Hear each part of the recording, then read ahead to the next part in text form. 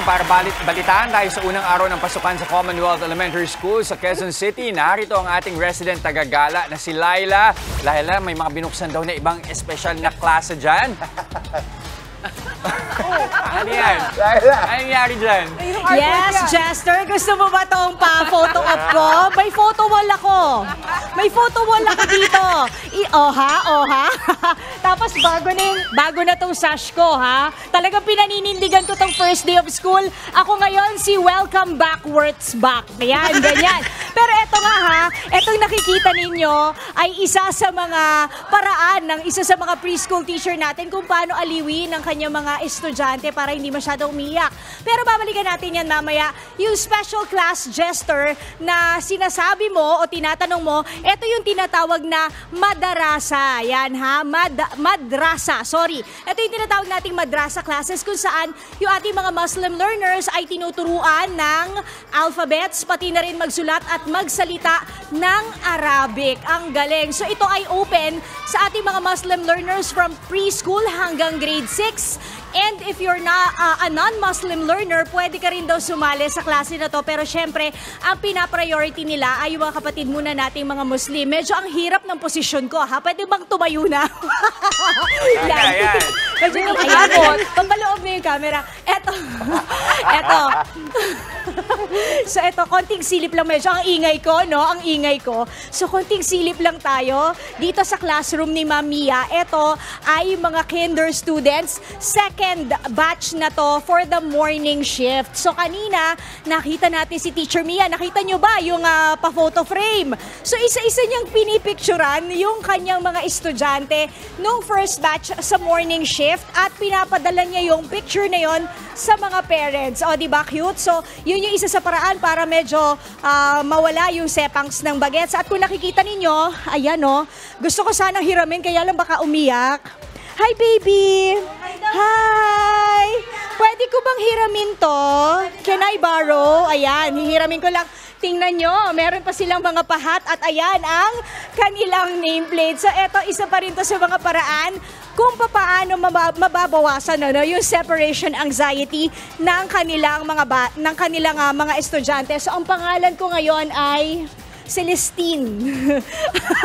So ako muna si Celestine. And then kanina, nakita rin natin, studio talaga, nakita rin natin yung first batch nung dismissal, hindi sila pinapaalis hanggat walang mga magulang na sumusundo sa kanila. Tapos, etong si Teacher Mia, nakikita nyo ba yan? Ayan, si Teacher Mia, pagkaganda, napakang innovative and creative. Meron pa siyang mga pag-giveaways. Patingin nga, ma'am, yung, sorry pa, pumipiyok-piyok na. Meron pa siyang mga pag-giveaways, pag-dismissal ng mga bata para happy silang uuwi. Patingin nga, ma'am.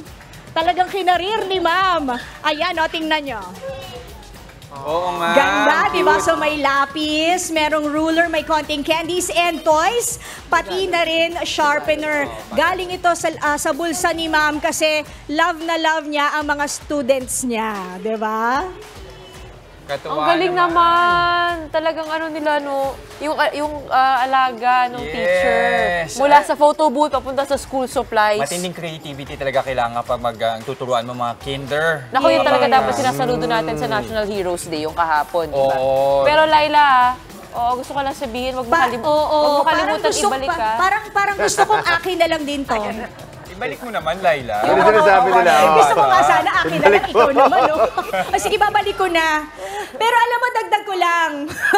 Dagdag ko lang, guys. Alam mo, ang ganda rin ng special education classes nila dito. Hiwalay ang boys at girls at very intimate, napakang liit ng grupo para masiguro na natututukan ni Madam o ni Sir ang kanilang mga estudyante. Sa isang classroom, alam mo, nasilipan natin, hindi lang kasi mahagip ng signal, pati yung kanilang teacher ay PWD naman. Naka-wheelchair si ma'am. So sabi nga niya, relate ako sa aking mga tinuturuan. So talaga alam mo, on National Heroes Day, which is now, di ba, April 29, mabuhay talaga mga bayaning modern ng ating mga guro. Ito nababanggit mo, Laila, no? Napaka-inclusive nga nung eskwelahan na yan. Pero kanina nagkaroon kami ng problema. Nakita namin sa batasan naman, kulang ng classroom. Dito naman sa Commonwealth, kamusta naman yung mga estudyante natin? Dito wala pa tayong nakikitang nagkaklase sa ilalim ng puno o doon sa kanilang covered court. Sapat na sapat ang kanilang classroom. Yun din naman yung sinabi ni Ma'am Wilma, yung kanilang principal sa atin. Noong una tayong nag-cover dito for Brigada Eskwela dahil ang nag-enroll for this year ay 8,000. 700 doon ay mga transferee. So yung 8,300, yun yung mga dati na nilang mga estudyante. So yung 700, yung mga bagong pasok na preschool at mga transferee. Pero pagdating sa classroom, wala silang problema dito. Talagang okay na okay ang mga bata. At tinan nyo, hindi lang, tamang electric fan ha, 1, 2, 3, 4 ang kanilang electric fan. Sigurado hindi maiinitan ng mga bagets. At nakita nyo ba yung classroom? Simpleng-simple, wala na mga disenyo. At inilalabas na lang yan, yung mga kailangan na mga artworks kapag klase. Katulad nung nandun sa blackboard na nakikita ninyo. Gusto naman yung mga estudyante dyan, nakaka-focus sila. May hat naman sila.